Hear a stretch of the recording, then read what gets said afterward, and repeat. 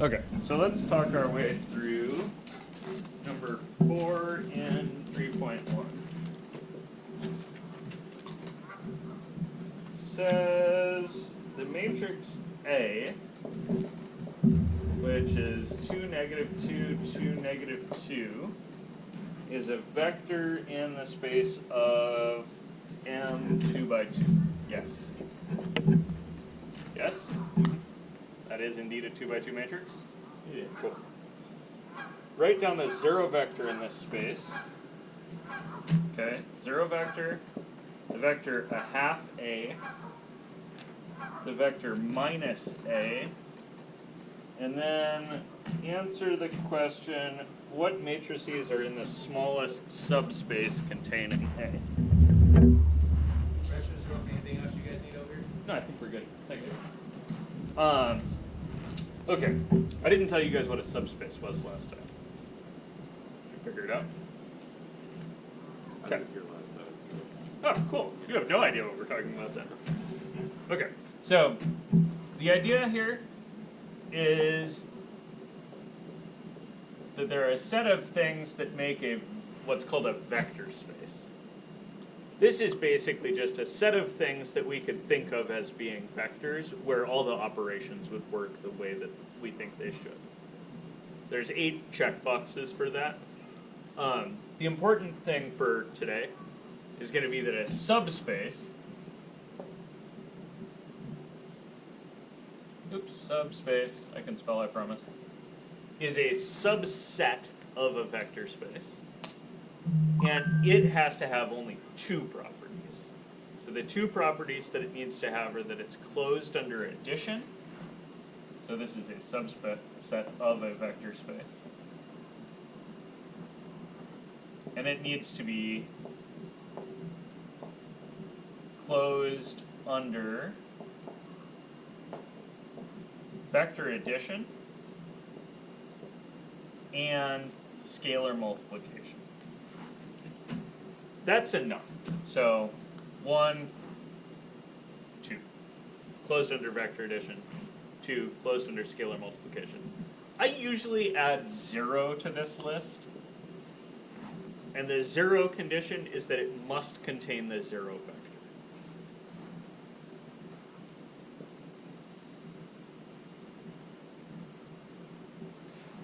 That provides a nice, easy check for whether something's a subspace to kind of start with.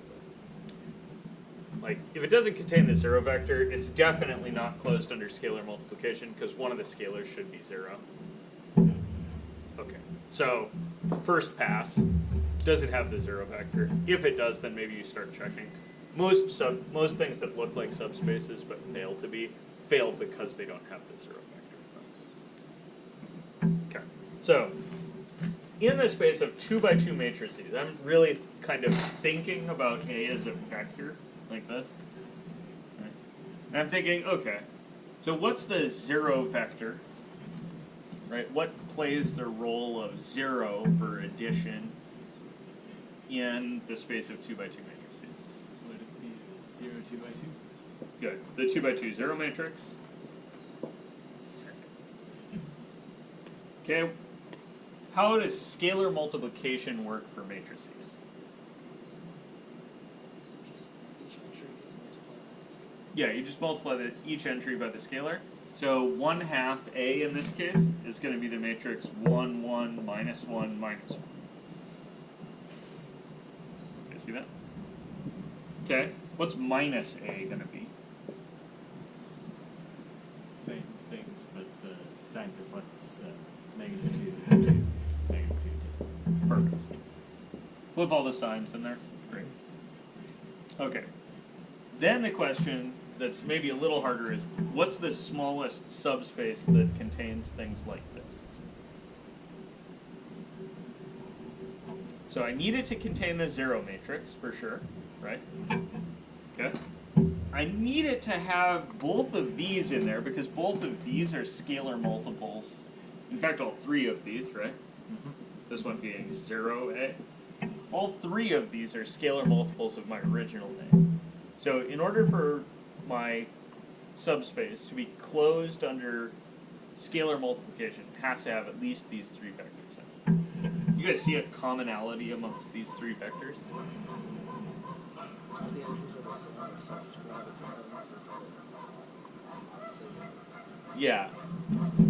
Looks like I've got a matrix of the form like A minus A minus A, right?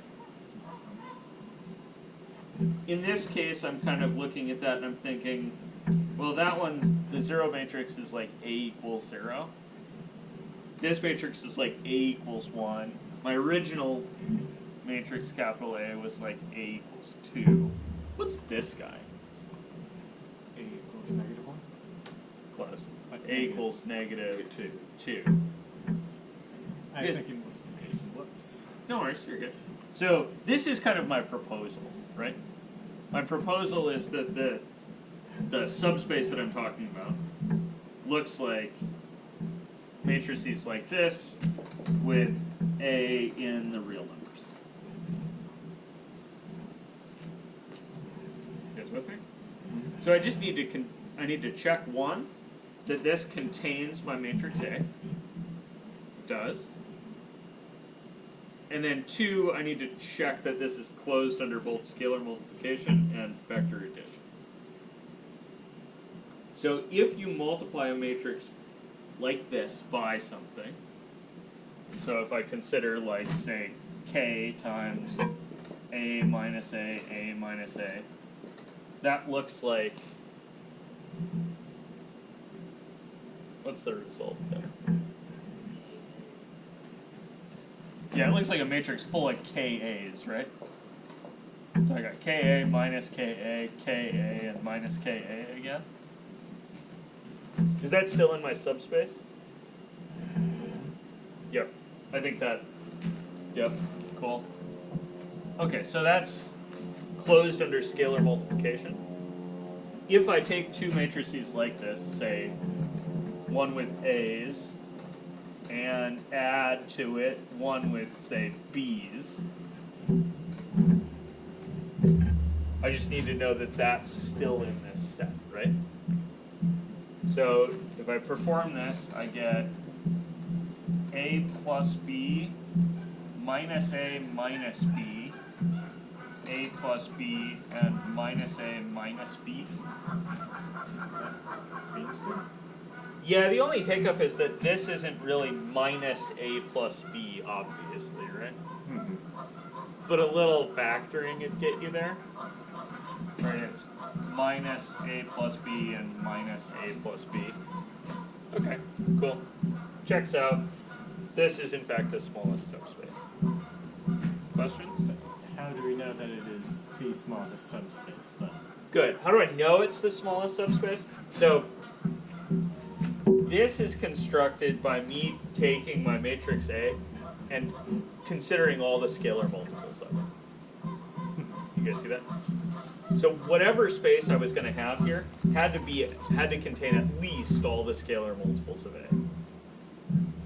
This is exactly all the scalar multiples of A, so it can't get any smaller than this. Okay. Does that make sense?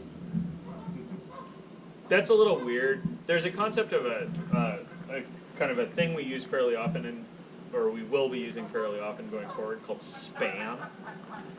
So the span is the set of all the linear combinations.